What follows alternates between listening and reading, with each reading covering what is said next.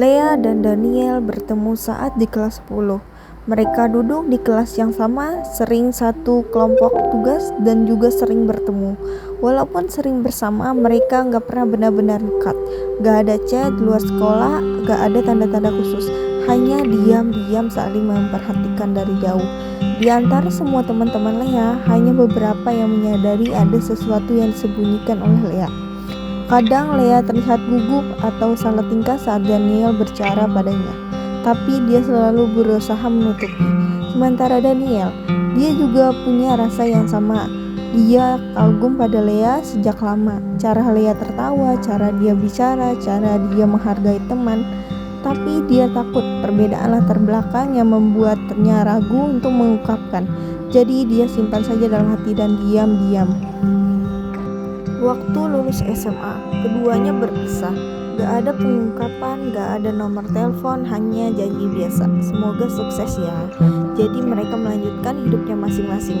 Beberapa tahun berlalu, mungkin saja mereka sudah punya teman baru, aktivitas baru, dan hal-hal baru lainnya.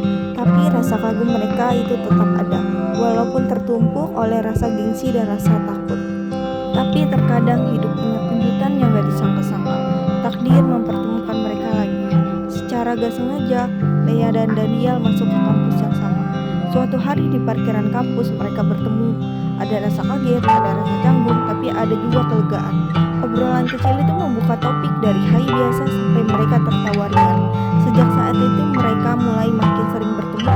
Dari yang tadinya hanya teman sekelas jadi teman kampus. Chat jadi lebih sering, obrolan mereka pun jadi lebih panjang. Pada sore hari, saat mereka nongkrong di kafe, Daniel memutuskan untuk mengungkapkan perasaannya. Dia bilang kepada Lea, "Aku sudah suka kamu sejak lama, tapi aku takut."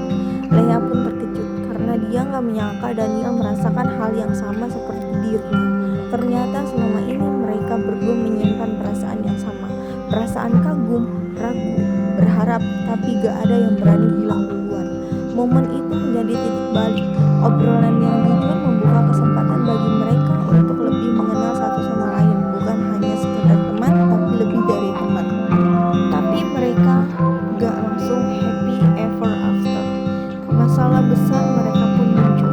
Keluarga Daniel menolak keras hubungan mereka karena perbedaan keyakinan. Lea sempat terpukul, dia merasa bersalah, merasa gak pantas. Banyak tangisan, banyak pertanyaan yang muncul di benaknya. Apakah hubungan ini salah? Apakah kisah ini layak diperjuangkan? Daniel goyah tapi bukan menyerah. Dia memilih tetap berharap dan mencoba meyakinkan keluarganya dengan menunjukkan Lea bahwa dia sudah tulus dan bertanggung jawab. Setelah berbulan-bulan berlalu, Daniel dengan sabar memperkenalkan Lea, berbicara dari hati ke hati dengan keluarganya. Perlahan sikap keras itu mulai luluh. Sementara itu keluarga Lea ternyata lebih terbuka. Mereka menerima Daniel dengan hangat. Itu memberi harapan dan akhirnya setelah perjuangan panjang, keluarga Daniel pun luluh. Mereka memberi restu, semua pengorbanan, ketakutan, air mata mereka gak sia-sia. Setelah mereka mendapatkan restu dari dua keluarga, Lea dan Daniel pun mulai menata masa depan. Mereka bekerja bersama, menabung, merencanakan hidup. Mereka gak terburu-buru, gak gegabah, tapi mereka ingin menjalankan dengan bijak dan matang. Mereka belajar bahwa cinta bukan soal rasa, tapi soal tanggung jawab, ketulusan, dan kerja keras. Bahwa dua hati bisa bersatu asalkan keduanya mau berusaha bersama. Pada akhirnya, telah datang waktunya. Mereka memilih tanggal spesial untuk hari pernikahannya, yaitu 11 November.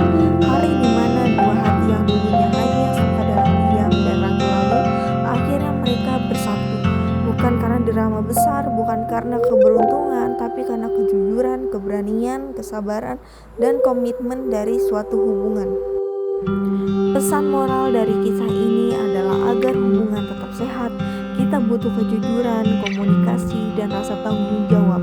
Bukan hanya rasa suka, tapi juga keberanian untuk memperjuangkan hubungan.